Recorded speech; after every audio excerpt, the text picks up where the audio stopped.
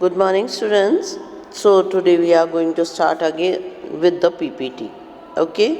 So, today's our topic, as I had said, is how to protect the workers in the unorganized sector. कल हमने जब देखा था organise और unorganised, तो ऑर्गेनाइज और अनऑर्गेनाइज में आपने देखा था अनऑर्गेनाइज सेक्टर वाले की बड़ी हालत बुरी है, उसका सब शोषण कर रहे हैं और वो जो है अपनी जो नौकरी करने के बावजूद भी उसको जो अधिकार होने चाहिए वो नहीं मिलते हैं और बड़ी दयनीय स्थिति उसकी देखी जाती है ना। तो ऐसे स्थिति में उसको कैसे प्रोटेक्ट करें, वैसे ये टॉपिक का हेडिंग जो है वो अंदर नहीं है, क्योंकि जो टॉपिक का हेडिंग है वो बोलता है हाउ टू प्रोटेक्ट, पर ऐसा कुछ भी नहीं मिलेगा आपको उस पूरे पैराग्राफ में, पूरे इसमें डिस्क्रिप्शन में, कि आप अनऑर्गेनाइज सेक्टर वाले को प्रोटेक्ट कर सकते हो, क्योंकि वो सेक्टर ही ऐसा है, वो ओपन सेक्टर है, कोई भी आ सकता है, कोई भी जा सकता है, कोई भी कानून कायदे उसमें स्ट्रिक्टली फॉलो आउट नहीं किए जा सकते। बस ये तो सिर्फ एक उसका हेडिंग दिया है, परंतु हम इसमें ये देखेंगे कि अनऑर्गेनाइज सेक्टर्स के साथ क्या क्या प्रॉब्लम है, उन्हें क्या क्या चीज़ें फेस करनी पड़ती हैं, अगर आप नहीं चाहते कि ऑर्गेनाइज फंस जाओ तो आप क्या कर सकते हैं। Okay, so let's start the lesson. The unorganized sector offer jobs that are the most sought after, but the employment opportunity in the organized sector have been expanding very slowly. It is also common to find many organized sector entrepreneurs in the unorganized sector. They adopt such strategies to evade the tax and refuse to follow law that protect the labours. अगर हम देखें तो unorganised sector बहुत कम पैमाने पे काम करते हुए दिखाई देते हैं, ज़्यादातर जो है वो अपॉर्चुनिटीज़ नहीं मिलती लोगों को कि वो ऑर्गेनाइज सेक्टर में जा सकें। ऑर्गेनाइज सेक्टर बहुत धीमे धीमे स्लोली क्या कर रहा है, स्प्रेड होता है। जब स्लोली स्प्रेड होगा तो वो एम्प्लॉयमेंट भी कम देगा, रोज़गार भी कम देगा। जब रोज़गार कम होता है तो अल्टीमेटली अगर आज की तारीख में देखो तो ऑर्गेनाइज सेक्टर भी क्या हो रहा है, अपने लॉज और लीगल स्टेटस को छोड़ रहा है, क्योंकि जब इकोनॉमिकल डाउनफॉल होता है या प्रॉब्लम्स आती है तो गवर्नमेंट खुद क्या करती है, अपने ऑर्गेनाइज को सेल्स के लिए या अपने ऑर्गेनाइजेशन को, या हम कह सकते हैं अपने रूल और रेगुलेशंस में क्या फ्लेक्सिबिलिटी यानी कि थोड़ी ढिलाई बरत देती है। तो यही चीज़ जो है अगर हम देखें तो हो रहा है। अनऑर्गेनाइज सेक्टर वहीं फल फूल रहा है, वो अपने तरीके से काम करता है और ख़ास तौर से वो क्या करता है, टैक्स के लिए और दूसरे प्रॉब्लम्स के लिए अलग अलग स्ट्रेटजीज यूज़ करता है, जिसके अंदर लेबर लॉ यानी कि एक मज़दूर के लिए जो कानून बनाया गया देश की तरफ से उसको तोड़ता है और उसके अंदर छेड़ करता है। आप जब अभी बड़ी आगे पढ़ेंगे तो एमएनसी यानी कि मल्टीनेशनल कंपनी, हर बच्चा हर व्यक्ति मल्टीनेशनल कंपनी में नौकरी करना चाहता है, विदेशी कंपनियों में, पर विदेशी कंपनी बहुत ज़्यादा मात्रा में अनऑर्गेनाइज सिस्टम को अडॉप्ट करते हैं, क्योंकि उन्हें से बेनिफिट से मतलब होता है, उन्हें किसी लेबर या किसी कंट्री के डेवलपमेंट से कोई मतलब नहीं होता। तो यही जो चीज़ है वो क्या करती है, एक्सप्लॉयटेशन का कारण बन जाती है। As a result, a large number of the workers are forced to enter into the unorganized sector job. यही कारण है कि जो अनऑर्गेनाइज सेक्टर बड़ा दिखाई देता है, जहाँ पे एंट्री इजी है और वो आपको वहाँ पे जल्दी से जॉब मिल जाती है, तो लोग वहीं की ओर चले जाते हैं। विच पे अ वेरी लो सैलरी, ये ज़रूरी नहीं है वेरी लो सैलरी यहाँ बोला है, परंतु कई हाई सैलरी देने वाले भी अनऑर्गेनाइज सेक्टर देखने में आजकल आते हैं। तो ये अक्सर क्या है, बहुत कम सैलरी पे अपॉइंट करते हैं लोगों को। They are often exploit and not paid a fair wages, वो लोग एक्सप्लॉइट करते हैं, शोषण करते हैं लोगों का, उनकी मजदूरी का, उनकी मेहनत का, और साथ में उनकी नौकरी भी सुरक्षित नहीं रहती। मैं यही समझाने वाली थी कि काफ़ी अच्छा पेमेंट देने के बाद भी आपकी जॉब सिक्योरिटी, आपकी लाइफ सिक्योरिटी या फिर और कोई सिक्योरिटी जैसा शब्द उसके साथ आइडेंटिफाइड नहीं होता। तो ये हालत जब होती है तो क्या होता है कि वो अनऑर्गेनाइज हो जाता है और उसके अंदर आपकी सिक्योरिटी का नाम भी नहीं होता, वर्कर्स के बारे को अपने लिए सोचने के लिए कोई जगह नहीं होती।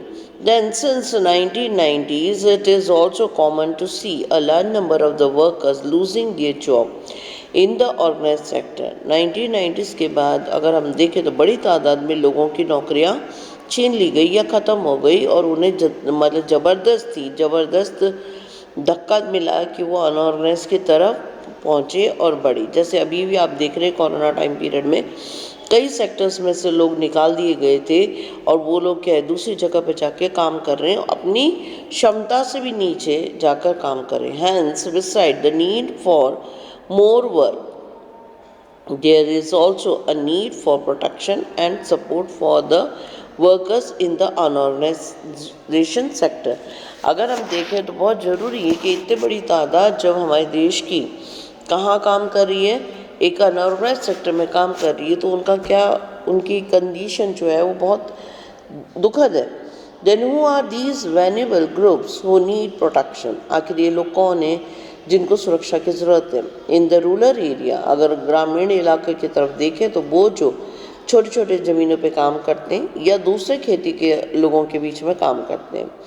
देन जो बुनकर होते हैं, कपड़ा बुनते हैं, जो लोहार होते हैं, ब्लैक स्मिथ लोहे का काम करते हैं, कारपेंटर्स होते हैं, लकड़ी के काम करते हैं, गोल्डस्मिथ सुनार होते हैं, और उनके मतलब सुनार ही नहीं परंतु सुनार के अधीन काम करने वाले nearly 80% of the rural household in the India are in small and marginal farmer category. आप देखें तो 80% से भी नीचे आज भारत में क्या है, छोटे उद्योगों से जुड़े हुए लोग हैं। उसको बोलने की भी ज़रूरत नहीं है, आप लोगों ने टेलीविज़न वगैरह में काफ़ी अच्छे से देखा। जब कोरोना टाइम पीरियड था, कहने को हम ये कह दें कि हमारा देश तरक्की कर रहा है, ये हो रहा है, वो हो रहा है, पर हम सब जानते हैं कि हमारे घर के आसपास में हम देख सकते हैं कि आज कंडीशन क्या है। अगर आप देखना चाहते हैं तो यहाँ पर कई लोग अपने सर पे अपना सामान रख के क्या कर रहे थे, यात्रा कर रहे थे। कितनी गरीबी की हालत में लाखों करोड़ों लोग जो थे सड़कों पे उस समय निकल आए थे अपनी जान की बाजी लगाकर बिना डरे।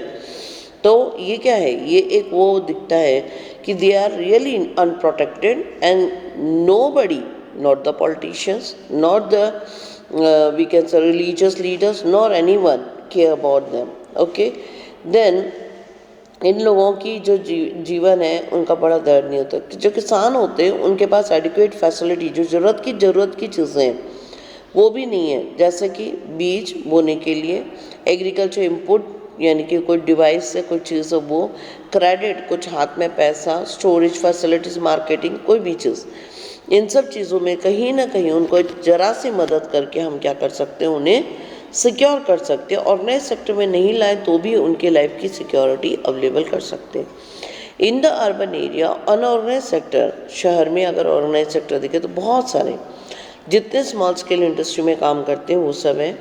कैजुअल वर्कर प्रतिदिन मजदूरी के लिए खड़े रहते हैं और उनको जितनी मजदूरी के हिसाब से लोग लेके जाते हैं, कंस्ट्रक्शन के लेके जाते हैं, सफाई के लिए लेके जाते हैं, पुताई के लिए लेके जाते हैं, शादी के काम के लिए लेके जाते हैं, घरेलू कामों के लिए लेके जाते हैं, सामान धोने के लिए लेके जाते हैं, वो सब इसके अंदर आते हैं। इसके अलावा स्ट्रीट वेंडर्स यानी कि ठेले लगाने वाले, सर पे माल वाहन करने वाले, सर पे सामान लेके, अपने यहाँ तो टोंक पे नहीं है परंतु बड़े शहर में देखेंगे तो बहुत सारा सामान जो है लेके एक जगह से दूसरी जगह जाने वाले लोग होते हैं।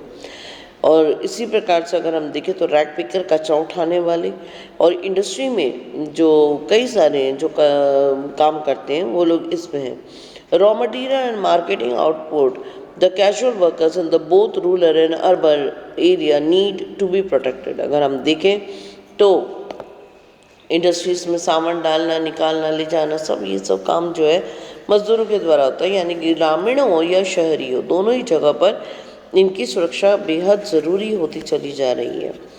We also find that majority of the workers from scheduled caste, tribe and the backward communities find themselves in the unorganized sector। आज की तारीख में जैसे पहले भी मैंने कहा था, पुअरेस्ट पुअर कौन है, जो ट्राइबल है, जो शेड्यूल कास्ट है, बड़ी पैमाने में इनके ये जो है अनऑर्गेनाइज सेक्टर में जुड़े हुए इनका शोषण किया जाता है। Beside getting the irregular and low paid work, these worker also face the social discrimination. ना सिर्फ इनके साथ जो है अगर हम देखें तो उनको पैसे कम मिलते हैं, इनकी तनख्वाह कम होती है, परंतु उनके साथ सामाजिक मतभेद भी किया जाता है। Protection and support to the unorganised sectors workers is thus necessary both economically and social development. अतः बेहद ज़रूरी है कि क्या है, अनऑर्गेनाइज सेक्टर के वर्कर्स को क्या किया जाए, आर्थिक रूप से और सामाजिक रूप से क्या दी जाए, सुरक्षा दी जाए, जिससे उनका जीवन सफल हो सके।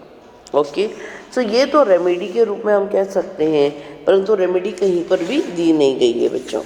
रेमेडी को आप इसी तरफ से ले सकते हैं कि okay, in the urban area and the rural area government can open such service centers so that he can protect the people. Okay, not only this, hearing about them, उनके बारे में सुना जाए, उनकी तकलीफ़ों का निदान किया जाए।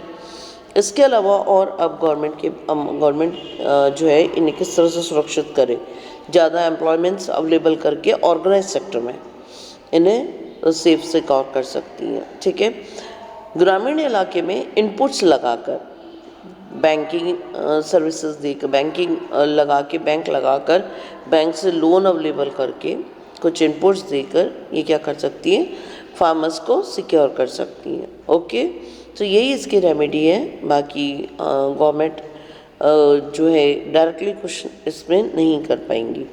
तो okay, that's all for today. आप इसको ज़रूर पढ़ लीजिए। Have a nice day.